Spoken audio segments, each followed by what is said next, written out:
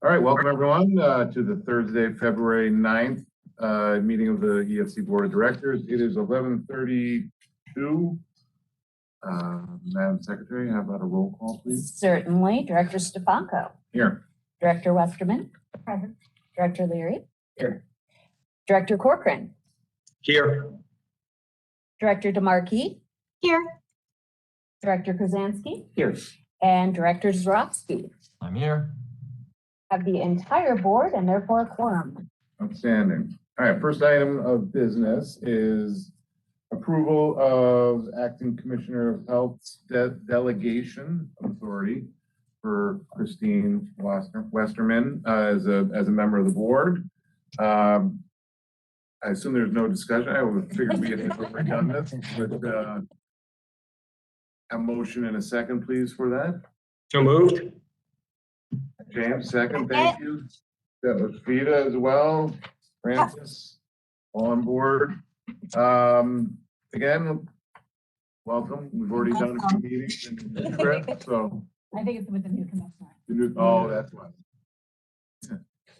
Fine. All right, great. All those in favor? Aye. Aye. Okay, unanimous. Second item on the agenda is approval of the draft minutes from the January 12th board meeting. Christine was the only absent person there, so we'll be voting on this one, but any discussion?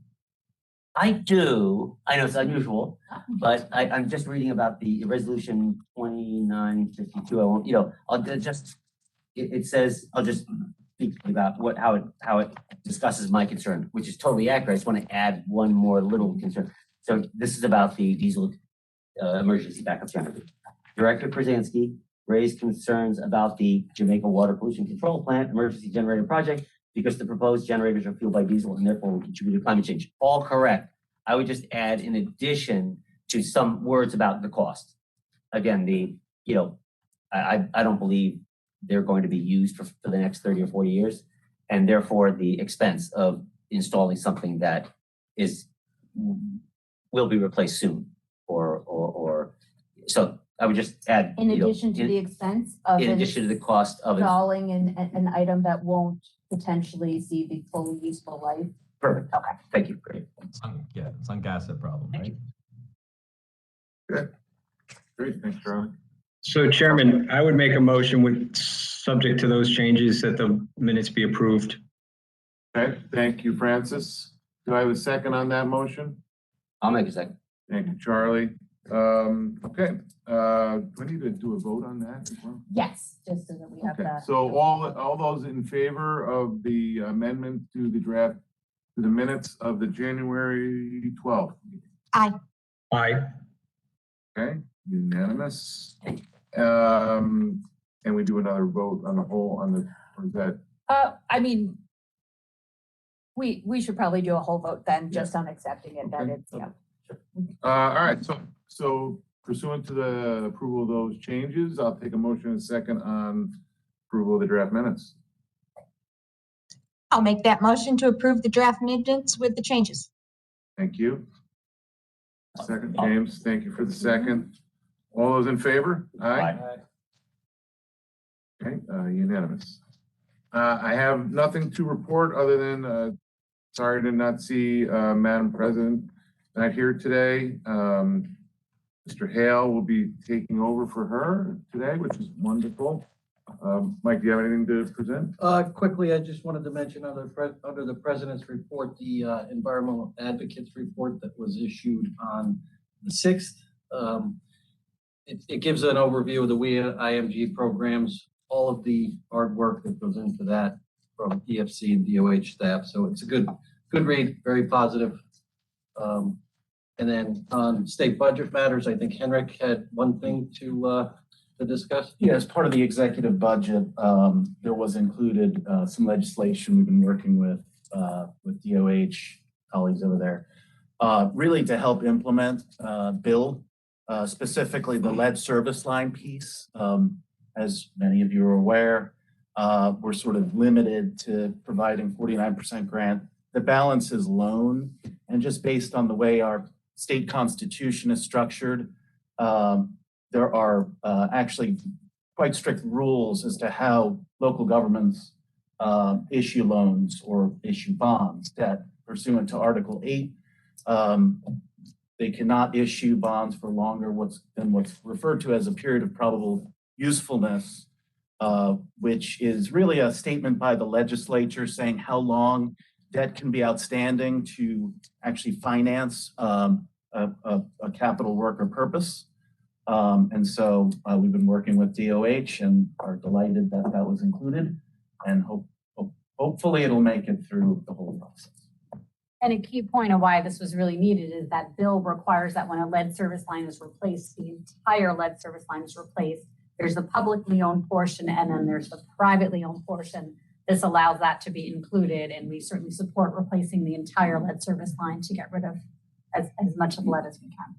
And EPA did recommend in all their guidance that if there were legislative or regulatory changes needed to implement bill, then they expected the states to do so. And that's, we got right on this. Thanks. That's all I got.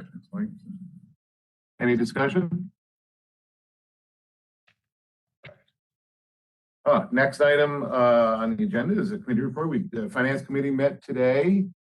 Member Krasansky stepped in for Member Corcoran as the chair pro tem, I guess, and Brian McClintock did a presentation. Charlie, do you want to mention anything? Yeah, just the Finance Committee just met, approved the minutes from August 31st, 2022. We also heard a presentation by Brian, and we discussed the refunding. It's the recommendation of the Finance Committee that the bond resolution 4 Series 2023A be approved by the full board upon the presentation of ID number 1, that's on the agenda right now. That concludes the actions that we've done. Great. Thank you, Brian and Charlie and the rest of the committee. All righty then. Is there any unfinished business anyone would like to bring up before we head to resolutions? Excellent. Kate, we'll start with resolution number 1. Certainly. Oh, I think I'm missing the first title. Hang on just a moment. Bond resolution authorizing the issuance of up to $205 million. New York State Environmental Facilities Corporation, State Clean Water and Drinking Water Revolving Funds, refunding revenue bonds, or alternatively, authorizing long-term direct financings. Kate, can I have a motion and a second, please? I'll make a motion. Thank you, Charlie. Second. Thank you, Francis, I think. Yep. Again, so Brian McClintock will be presenting on this resolution. Great, thank you. This is a resolution for $205 million maximum to refund Series 2012B, 2012E, and Series 2013B. These are tax exempt bonds. They'll be issued in the 2010 MFI for both the clean water and drinking water recipients. There are 93 recipients, and it's 146 projects. 129 of those are clean water and 17 of those are drinking water. There'll be either a 50% subsidy or a 1/3 subsidy on most of the projects. There are a couple of market rate projects that are left over in there. We do expect to market these bonds as green bonds, as we've done with past MFI transactions. And this is, as I said, this would be a refinancing of those 3 series. At the present time, the estimated savings is between $17 and $18 million. That's as of today. Any questions? Excellent. All right. All those in favor? Aye. Aye. Unanimous. ID number 2. A resolution of the New York State Environmental Facilities Corporation, making certain determinations and authorizing certain actions in connection with the Drinking Water State Revolving Fund and authorizing financial assistance payments to certain municipalities to fund eligible drinking water projects from funds appropriated for water infrastructure improvement projects. Can I have a motion and a second, please? I'll make the motion. Doug seconded. Adam and James with the seconds. David Phillips will be the presenter. Okay, thank you. The first drinking water project today is for the city of Albany. This is actually our first drinking water project to be receiving bill money. So this is receiving a grant and an interest-free loan for the bill general supplemental funding. So that's exciting for us. In addition to that, they're receiving a WIA grant. This project is addressing aging infrastructure that was identified in the city's multi-year, multi-phase comprehensive capital improvements plan. This particular phase of the project includes upgrades at the Fiera Bush treatment plant, which includes improvements to the aeration basin HVAC system, improvements to the sedimentation building and the sedimentation basin, as well as upgrades to the filters. It also includes upgrades at the Pine Bush pump station, including structural, HVAC, and chemical feed upgrades. And lastly, it includes improvements at the Loudonville Reservoir, which includes structural and access improvements for operator safety, and a new mixer at Inlet Tower C. The next project is for the town of Ellicottville in Cattaraugus County. This project will be receiving short-term interest-free, short-term market rate through the SRF, as well as a WIA grant. So this project includes 2 new water storage tanks to replace existing AGA tanks that are beyond their useful lives. It includes replacement of approximately 15,000 linear feet of aged transmission and distribution mains, where several breaks have occurred in recent years. It includes installation of backup power generators. There's 5 60 kilowatt natural gas fired generators to be installed at each of the well sites and booster pump stations within the system, which lacked backup power previously. It includes upgrades to the SCADA system and the chlorine treatment system. And overall, this project will address multiple deficiencies cited in sanitary survey reports by the Cattaraugus County DOH. Next project is for the village of Garden City in Nassau County. This is for an EC WIA grant. This is a new AOP system and a new GAC system at the Clinton Road plant, which will remove 1,4-dioxane and PFAS from wells number 10 and 11. The next one is the town of Gorham in Ontario County. This is for short-term market rate financing through SRF and a WIA grant. This project is for upgrades to the existing treatment plant to provide redundancy and adequate treatment. It includes a new ultrafiltration membrane system, which will improve turbidity removal where the existing system is not able to adequately remove turbidities. Includes a new GAC to address HABs and PFAS. And it will convert the disinfection system from gas to liquid chlorine. And it also includes upgrades to a pump station and the filter building to add redundancies. Next project is for the Jericho Water District in Nassau County. This is for a WIA grant. This is for a new pack tower aeration system to remove Freon from wells 6 and 16 at the Wheatley Road facility. Currently, there's an MCL violation for Freon exceedance. So this project will remove the Freon, which will enable those wells to be put back into service where they have been taken out of service due to that violation. Next project is for the town of New Haven, Oswego County. This is for a WIA grant. This is for installation of approximately 46,000 linear feet of water main, which will connect to the town of Scriba water system. This new water main will provide public water service to a little over 100 residential properties in the town of New Haven that are currently served by inadequate private wells. And the next one is Plainview Water District in Nassau County. This is for an EC WIA grant. This is a new AOP and GAC treatment system to remove 1,4-dioxane and PFAS from wells 7-1 and 7-2 at Plainview Water District Plant Number 7.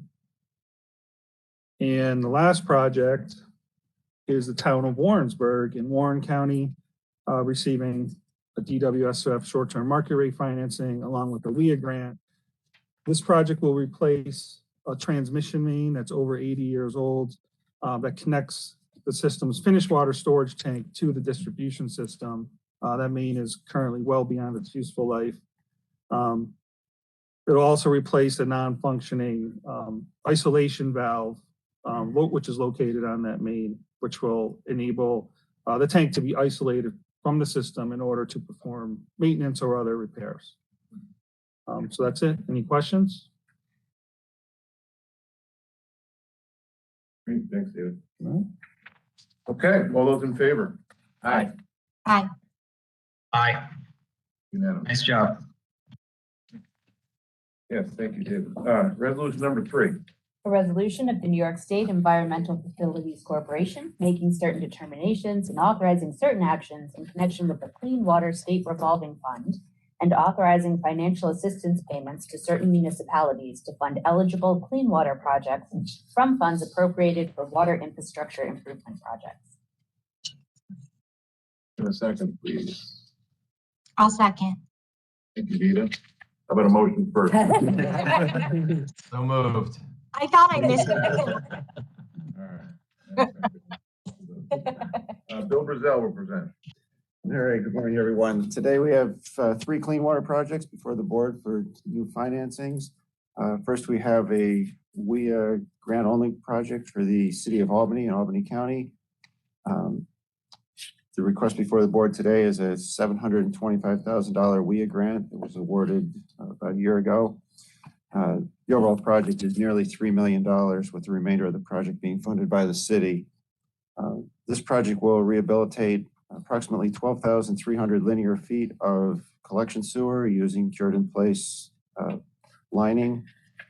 They're also going to rehabilitate 9 chimney manholes throughout the collection system. And then finally, they're going to upgrade 2 pump stations within the collection system.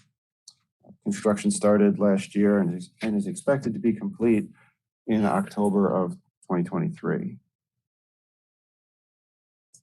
Right. Next, we have new short-term financing for the town of Gorham in Ontario County.